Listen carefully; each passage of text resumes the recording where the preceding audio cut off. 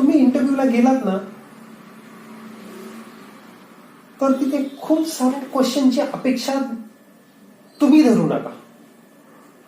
म्हणजे एक गोष्ट लक्षात ठेवा, इंटरव्ह्यूला गेल्यानंतर आपल्याला विचारले जाणारे जे क्वेश्चन आहे ते आपणच तयार करतो. आपणच ते क्वेश्चन त्यांना तयार करून देतो. सपोज त्यांनी एक प्रश्न विचारला, सेफ्टी म्हणजे काय. आता त्या प्रश्नामध्ये आपण इतकं प्रॉपर उत्तर देत नाही की त्या प्रॉपर उत्तरामुळे त्यांचं सॅटिस्फॅक्शन होईल, त्यांचा आपल्यावर बिलीफ वाढेल, विश्वास वाढेल. त्यांना आपल्या उत्तरातनं तेवढं होतकरू पण दिसत नाही, म्हणून ते आपल्याला दुसरा प्रश्न विचारतात. मग जर आपल्याला एखादा प्रश्न विचारला, एक एबीसी नावाचा प्रश्न विचारला, जर तो विचारला तर त्याचं उत्तर इतकं समारोचक पाहिजे की ते पुढच्या पर्सनचं त्यातनं सॅटिस्फॅक्शन झालं पाहिजे आणि त्यातनं त्या सब्जेक्ट बद्दलची किती डेप्थ आहे आपल्याकडे ह्याची त्यांना जाणीव झाली पाहिजे. बेसिकली आपण सेफ्टीसाठी आलोय, फायर अँड सेफ्टीसाठी आलोय, इन द सेन्स ऑफ सेफ्टीसाठी म्हणजे फायर अँड सेफ्टीसाठी आलोय. तर आपल्याला आपल्या सब्जेक्टचं नॉलेज प्रॉपर आहे. फरक लक्षात ठेवा, नॉलेज आणि स्किल याच्यामध्ये जमीन आसमानचा फरक आहे. नॉलेज असणं, स्किल असणं ह्याच्यात फरक आहे. आपण जेव्हा त्यांना एखाद्या प्रश्नाचं उत्तर देतो तेव्हा त्यातनं तुम्ही स्किल्ड आहात की तुम्ही नॉलेजेबल आहात हे डिस्प्ले झालं पाहिजे.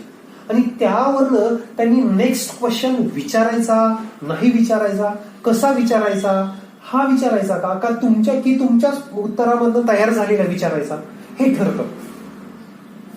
इंटरव्ह्यू म्हणजे काही खूप मोठी गोष्ट नाही. It is two way communication. ते तुम्हाला जज करतात, ते तुम्हाला जाणून घेतात how much you are worthy to be work over here. तुम्ही इथे काम करण्यासाठी किती वर्दी आहात हे चेक करतात, त्यासाठी ते आपल्याला पेमेंट देतात. मग ते वर्दीनेस आपण 1 वर्ष 2 वर्ष किंवा 3 वर्ष जर शिकतो, एखादा शैक्षणिक डिग्री घेतोय, एवढा फक्त डिग्री किंवा डिप्लोमा घेणे आणि त्याला एवढा स्पॅन देणे ही वेगळी गोष्ट आहे. आपण एखादा कागद घेण्यासाठी अभ्यास करतो, आपण एखादा कागद घेण्यासाठी एवढा खूप सारा टाइम स्पॅन देतो.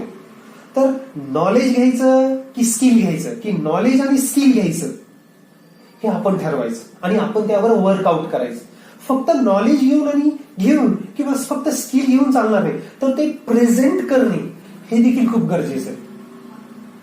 म्हणजे टाइम देणे, मेंटल कॉन्सन्ट्रेशन देणे किंवा मेंटल कॉन्सेप्ट देणे, त्यानंतर तो कागद मिळवणे आणि त्या कागदामधनं खूप साऱ्या गोष्टी शिकणे.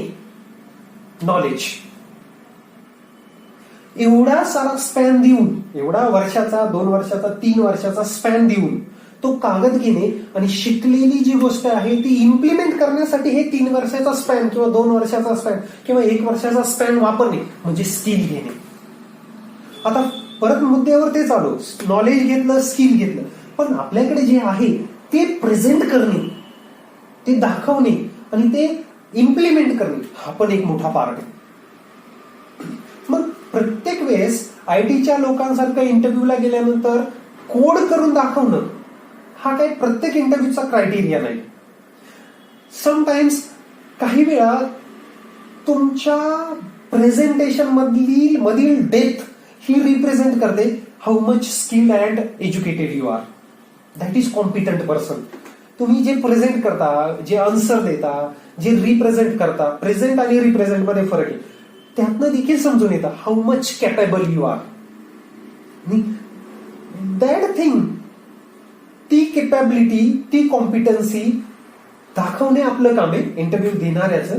आणि ती समजून घेण्यासाठी प्रश्न विचारणे किंवा तेवढ्या स्पॅन मध्ये 10-15 मिनिटं 30 मिनिटाच्या काळामध्ये समजून घेणे हे इंटरव्ह्यू घेणाऱ्याचं काम आहे. मग आता इंटरव्ह्यू देताना आपण इंटरव्ह्यू देतोय, आन्सर देतोय, ते आन्सर देताना किंवा तो इंटरव्ह्यू देताना पुढच्याला कन्फ्यूज करायचं, पुढच्याला अजून क्लॅरिफिकेशन साठी प्रश्न विचारायला प्रवृत्त करायचं की आपण देत असणारं आन्सर, त्यांनी विचारलेल्या क्वेश्चनचा आन्सर क्लिअर, सुटसुटीत, कॉन्फिडंटली, कॉम्पिटिटिव्हली, स्किल्ड असून, एज्युकेटेड असून या सगळ्या मॅनरने डिलिव्हर करायचं हे आपल्याकडे. माझं पर्सनल मत आहे, कुठलाही इंटरव्ह्यू हा इन डेप्थ मध्ये, डिटेलमध्ये जादा काळ चालायला इंटरव्ह्यू देणाराच जबाबदार आहे. अर्थात त्यासाठी इंटरव्ह्यू घेणारा शिकाऊ प्रवृत्तीचा जर असेल, म्हणजे त्याला जर शिकण्याची जिज्ञासा असेल आणि त्याला त्या सब्जेक्ट बद्दल जर थोडंफार कमी नॉलेज असेल आणि तुमच्याकडे ते प्रॉपर असेल, तुमची मांडणी प्रॉपर असेल, तुमचं प्रेझेंटेशन प्रॉपर असेल, तुमचा वे ऑफ कॉन्फिडन्स प्रॉपर असेल, तर तो त्यातनं आपल्याला क्वेश्चन विचारून शिकतो देखील. आणि जर त्याच्याकडे प्रॉपर नॉलेज असेल, त्याच्याकडे प्रॉपर दृष्टिकोन असेल, कामाचा प्रॉपर क्रायटेरिया माहित असेल आणि पुढच्या कॅन्डिडेट बद्दलचा पोर्टफोलिओ किंवा प्रोफाईल त्याला जे अपेक्षित आहे ते त्याच्याकडे ठरलेलं असेल, तर तो आपल्याला 1, 2, 3 क्वेश्चन मध्ये जाणून घेतो. तर तो आपल्याला 2, 5, 10, 15 मिनिटात समजून घेतो आणि तो आपल्याला त्याच्याकडे कामाला रुजू करतो. म्हणून फक्त शिकणे, स्किल घेणे, अर्थात फक्त शिकणे पूर्ण नाही, शिकण्याबरोबर स्किल्ड होणे देखील गरजेचं आहे. फक्त शिकणे, स्किल्ड होणे एवढंच गरजेचं नाही, ते प्रॉपरली प्रेझेंट करणं देखील गरजेचं आहे. प्रेझेंटेशन म्हणजे प्रत्येक वेळेस बोलण्यातनं प्रेझेंट करणे नाही, आपल्या काम करण्याच्या पद्धतीतनं पण प्रेझेंट करणे. आपलं काम केल्यानंतर मिळणारा जो निष्कर्ष आहे, जे रिझल्ट मिळणार आहे, त्याच्यातनं पण प्रेझेंटेशन होतं.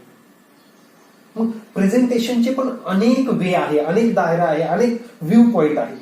इंटरव्ह्यूच्या वेळेस ते आपण आपल्या पर्सनॅलिटी मधनं, आपल्या कम्युनिकेशन मधनं, आपल्या इनडेप्थ नॉलेज मधनं, आपल्या स्किल मधनं, आपल्या आय टू आय कॉन्टॅक्ट मधनं डिस्प्ले केलं, त्याला दिलं की इंटरव्ह्यू फिनिश, इंटरव्ह्यू संपतो, आपलं सिलेक्शन डेफिनेटली येते लक्षात. म्हणून मुद्दा प्रॉपर समजणं फार गरजेचं आहे. जो काही मुद्दा आपल्याला समजतोय तो प्रॉपर समजणं फार गरजेचं आहे. तो फक्त समजून चालणार आहे, प्रेझेंट करणं देखील गरजेचं आहे.